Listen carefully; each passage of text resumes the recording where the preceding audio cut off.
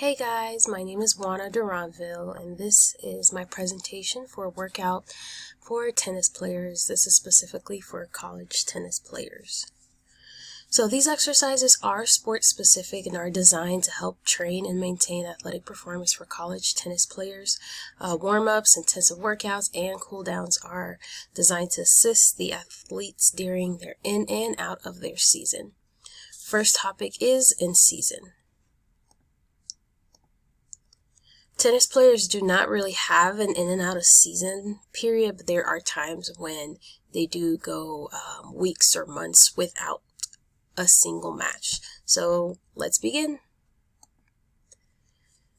First day is Monday in season, and this focuses on the upper body.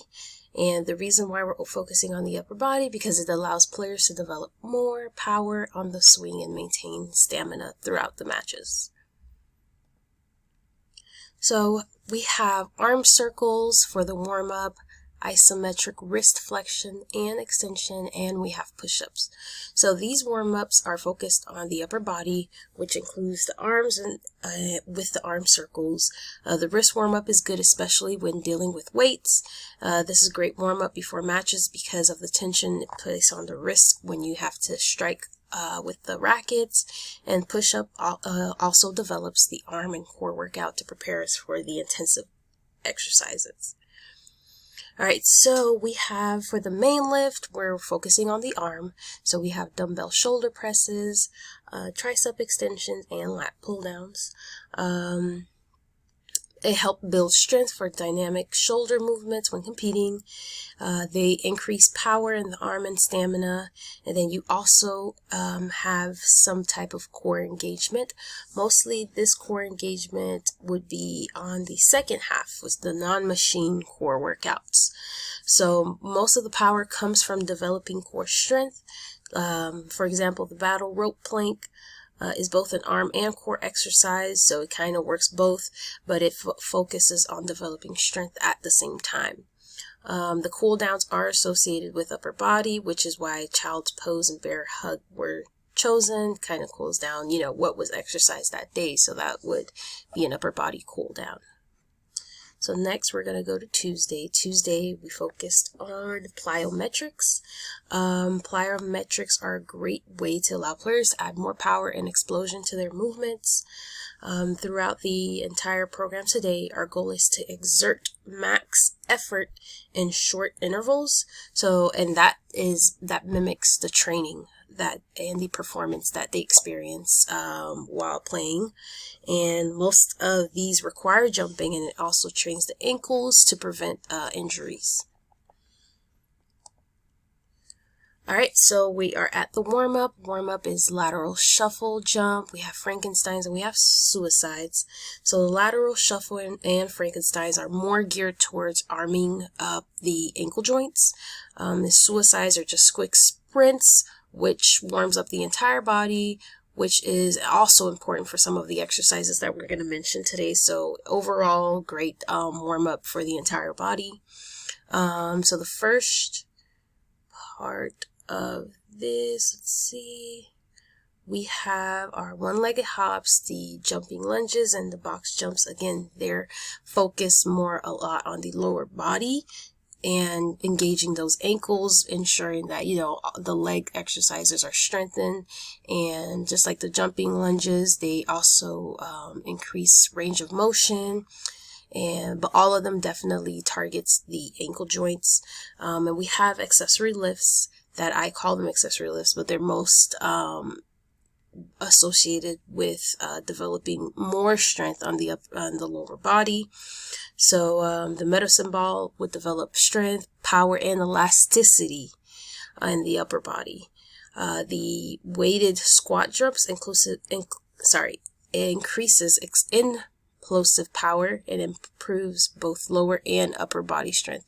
So the main lift was plyometrics and more focused on the lower body, but the accessory lift kind of is plyometrics, but it focuses on both the upper and lower body. And then we conclude with the cool down with suicides.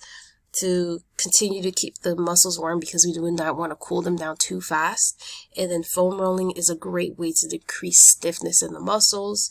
So, and you have to do it in short intervals and not a lot, just 2 sets of 1-minute sessions. Let's go to Wednesday. Wednesday, we are on court training.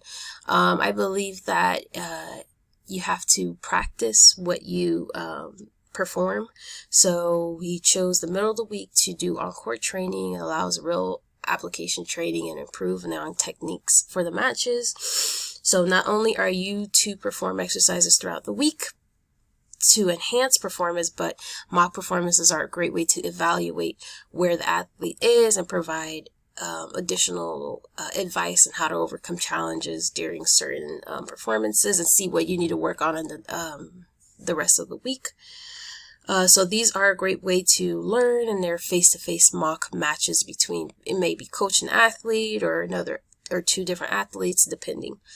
The warm-ups are again are designed to warm up the entire body before a mock match. These are great ways, and you could kind of see that in the actual matches that you see on TV. These are just quick things that you don't need a lot of room for, you don't need a lot of space, and you can kind of do it right before a match. So you have the main training, it's basically tennis match with technique training, is basically one-on-one coaching, and you could even play a mock match, to kind of see where you're at. And then cool down, I recommend swimming. It's a great way to end a match, cools down literally because it's water, and it cools down the entire body because you're submerged in water, and you can kind of implement some cardio with distance, strength with the resistance of the water, and a great way to relax after a long day of practice. All right, we have Thursday. Thursday is the lower body strength exercises. So that theme is geared to increase explosiveness that comes from lower body stability and balance. And that's a great way to perform better in tennis because that's mostly what it is. It's explosive movements on the court for hours at a time. So we do want to train that. Otherwise, there's no point in playing if you're not training the main focus of tennis. So the warm-ups, again, are designed to loosen the lower body for Thursday's exercise. I placed them in order of complication or difficulty of exercise. Walking lunges are very simple. You have high knee that requires a little more than just the lower part of your body, and you have the elephant walk, which requires your whole entire body. So I kind of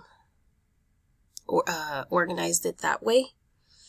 Then we move down to the drills. The drills are a great way to engage the lower body, and it kind of incorporates other aspects of training. Okay, so we have the spider drill, which does help with footwork, and it also develops their forward, lateral, and backward footwork. So that's kind of agility incorporated as well. And there is some lower body strengthening aspects to it as well. We have monster walk that helps improve lower body strength and stability through glute activation, which is a big muscle group. And we have split squat, which strengthens the quads while working on ankle stability. And it's saved for last because I think it is the most difficult to execute, and it requires a lot of control and a lot of recruitment from other body parts. And it's, again, great for lower body and core stability. The accessory lifts are all about weight-dependent exercises. So they all require some type of weight to be given, and that further strengthens the leg. They're not in any particular order, but I just wanted to do the machine first and non-machine last. So they all kind of geared towards increasing lower body strength. Cool downs They're basically there to make sure that the lower body is, further warmed. Because again, cool down is not to cool down your muscles. It's basically to warm it up a little bit more, just so that it doesn't tighten fast. So that way you don't have any injuries from post-exercise. We move on to Friday, which is our last in-season day, which would be cardio. And cardio is last because it's not as demanding as the other exercises on the entire body. Okay, and if you read, cardio is great to prepare players for those short cycles of high intensity matches and allows for quicker recovery between the matches because they get a certain amount of time to recover from each, bout of match.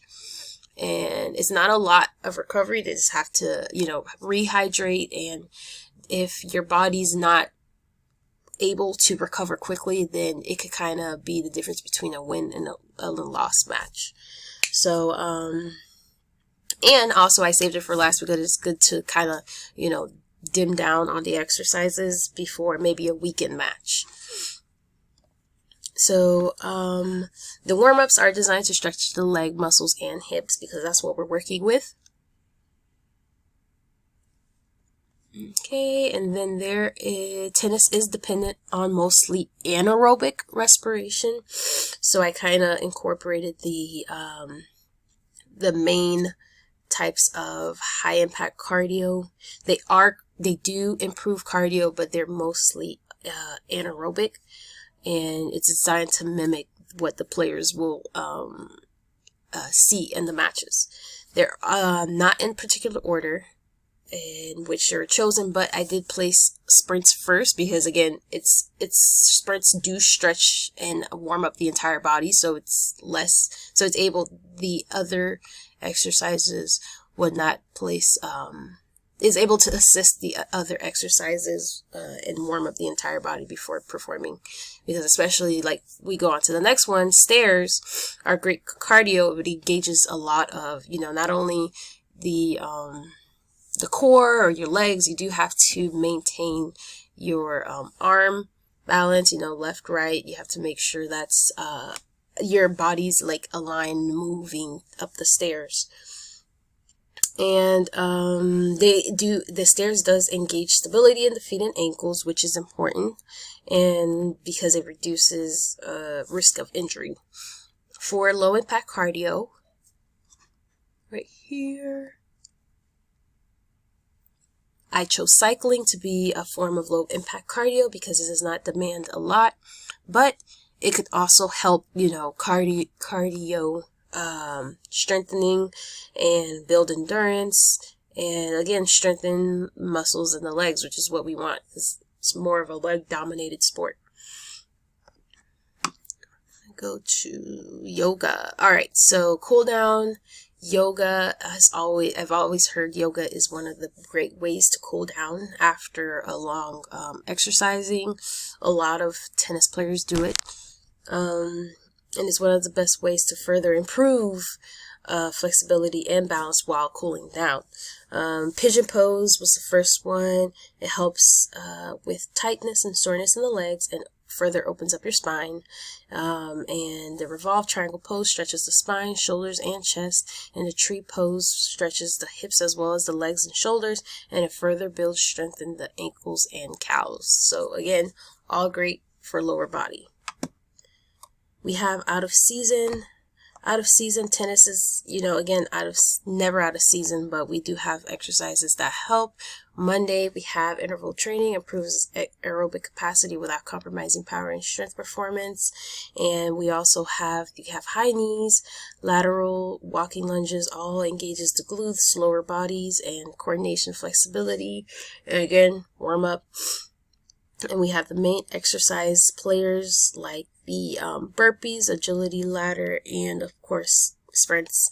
All of them, again, I believe that they're increase the heart rate and ensuring that the entire body is engaged, not only just lower body, but you do have certain types of upper body components added to it as well. And leg strengthening,